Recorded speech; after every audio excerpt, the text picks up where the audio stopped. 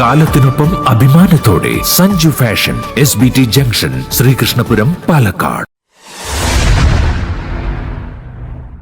Trauma care Palakkad ആദ്യഘട്ടം training class നടന്നു.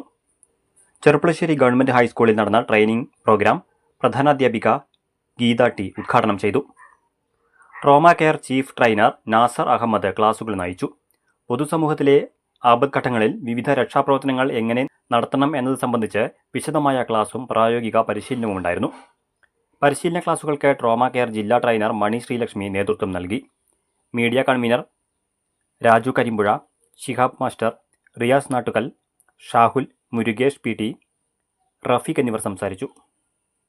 ആദ്യഘട്ടം പരിശീലനം കഴിഞ്ഞവർക്ക് 1 മാസത്തിനകം തന്നെ സർക്കാർ വകുപ്പുകളുടെ വിവിധ സന്നദ്ധ സേവന പരിശീലന ക്ലാസുകൾ നൽകുമെന്ന് ട്രോമ കെയർ അറിയിച്ചു.